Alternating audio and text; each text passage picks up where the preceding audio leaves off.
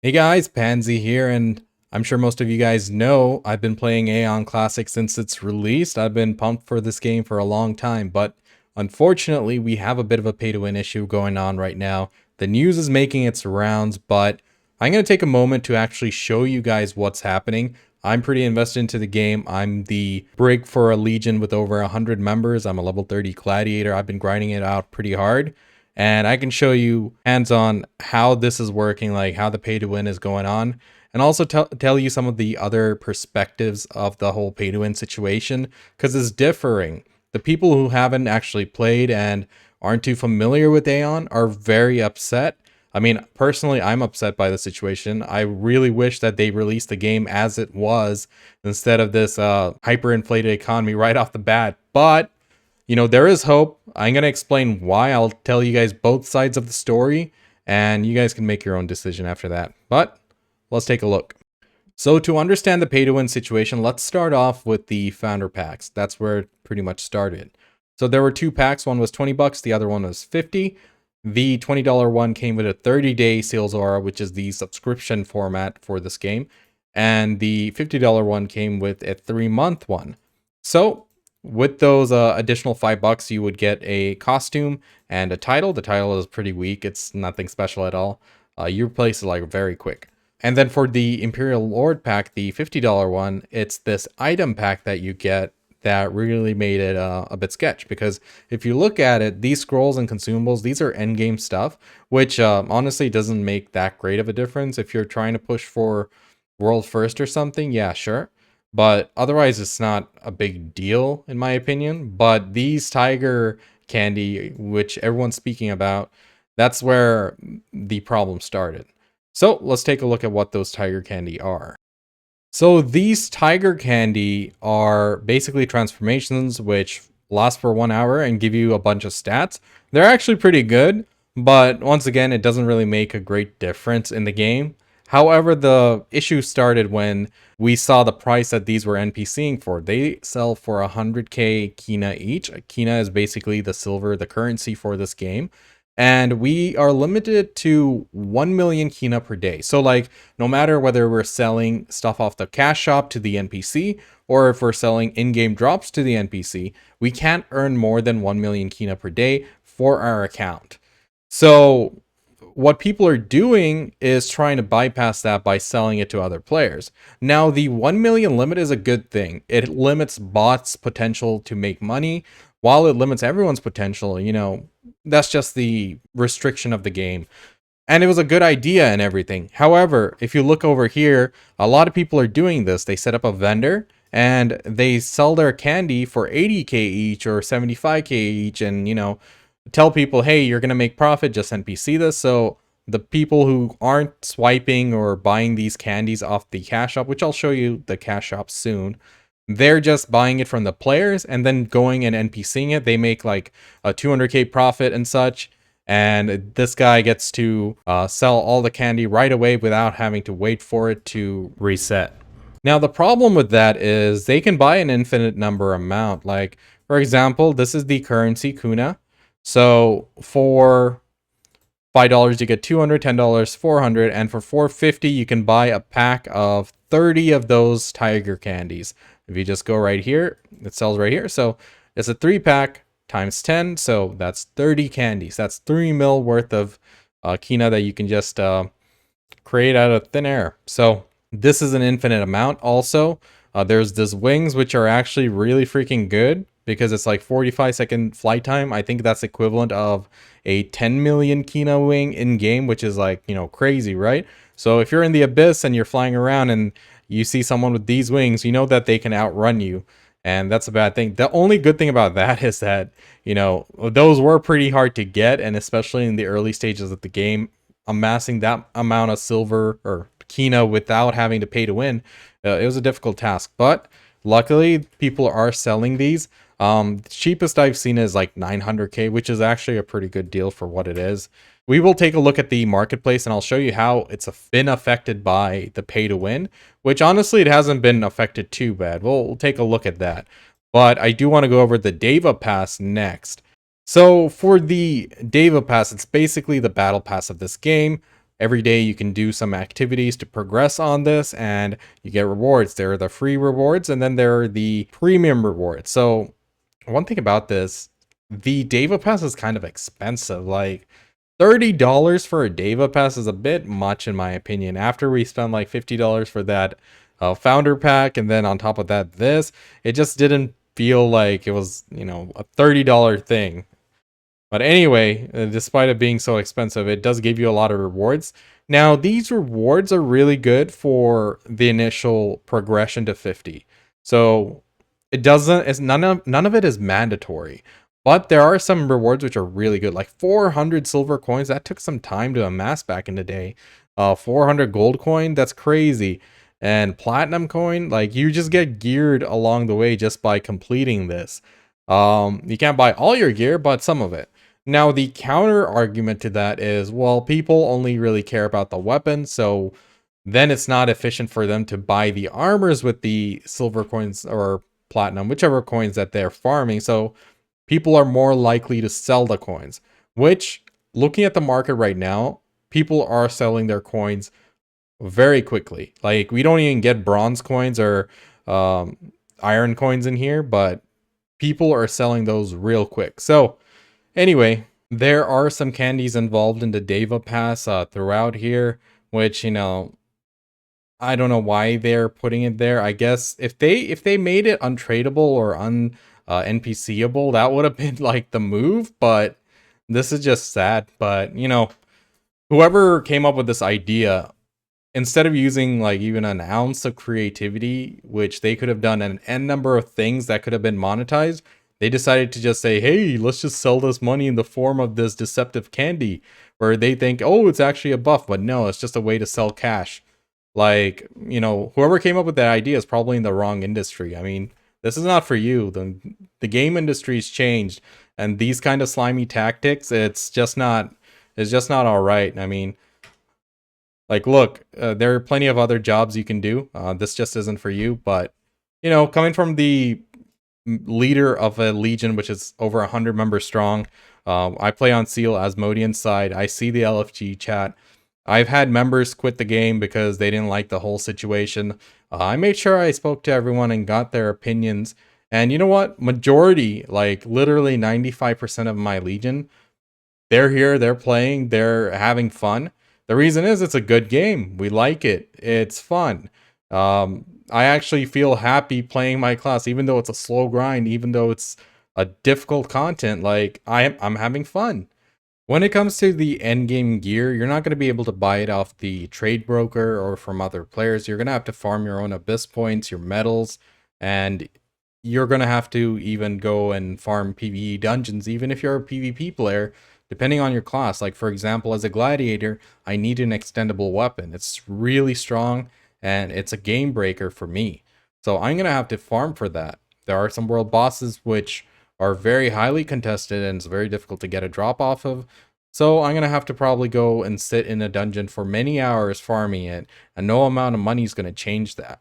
So in terms of the cash and how the economy's been reacting to the sudden influx of raw Kina coming into the game, like, it's not that bad. Like, we're able to make a lot of money off of players who are, swiping and trying to get ahead, because they paid abnormal prices for like even 15 gold or titanium ore, because they needed that for a quest. So people would put up only 15 on the trade broker for like 300k or 500k for abnormal price, and people would actually go and buy it. And also, if you remember back in the old days, if you did play this, if you look at these fable tiered items, which are, the yellow colored text, right?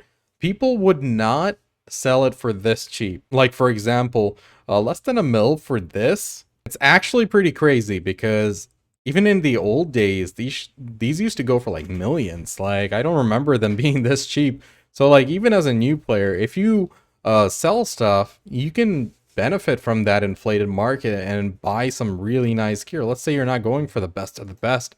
Let's just say you're going for like blue gear. They're pretty affordable. Like, I use a blue piece of gear, even though I can afford this. Like, heck yeah. I mean, if it saves me money, let's go. So the thing is, not only like gear and stuff, for example, mana stones.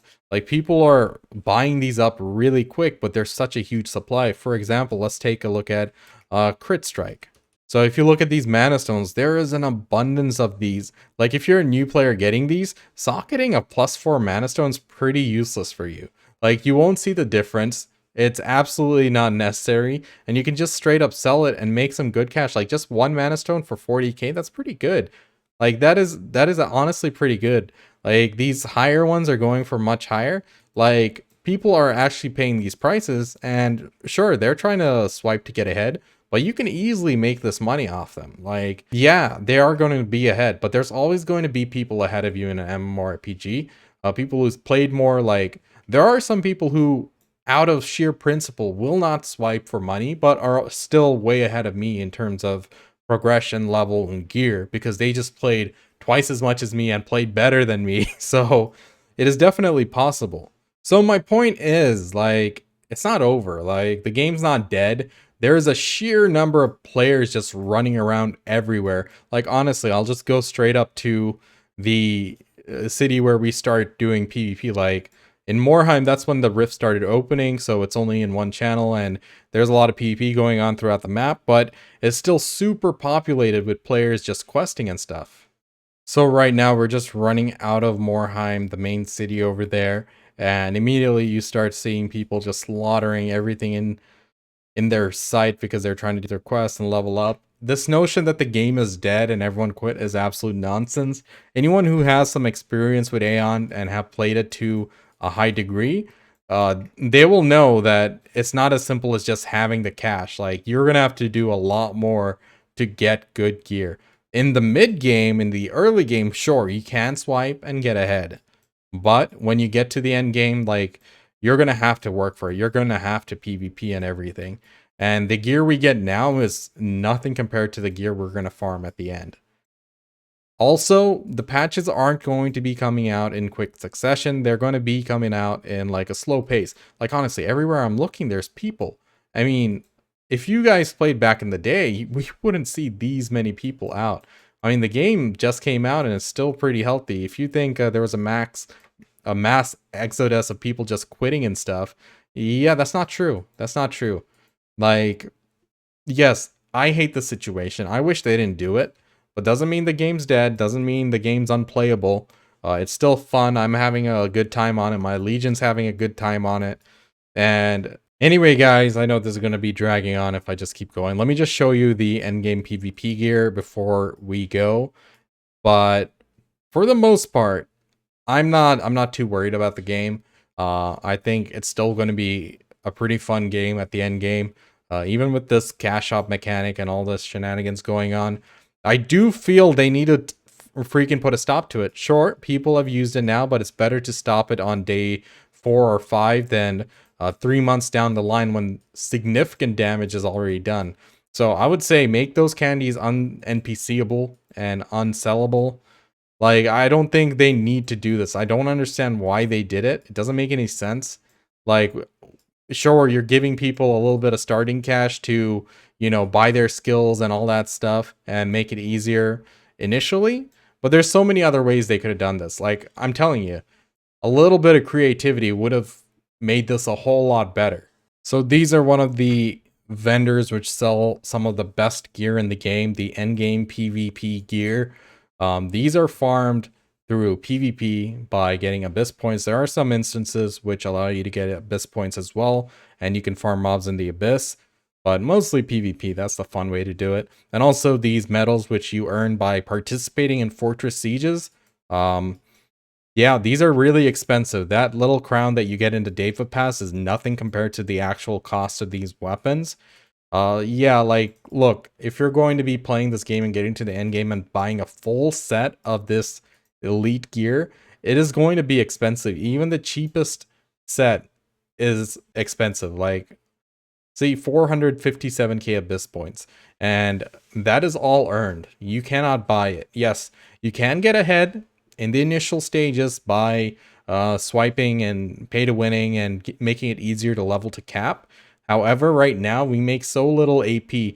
Look, the cost of this is 457k for a full set. Let's exclude the cost of the silver medals. You need 31 of those, which there are 0 silver medals in the server right now. Let's just take a look. Yep, 0 silver medals.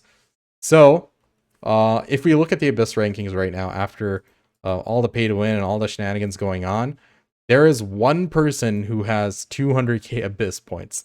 That is it.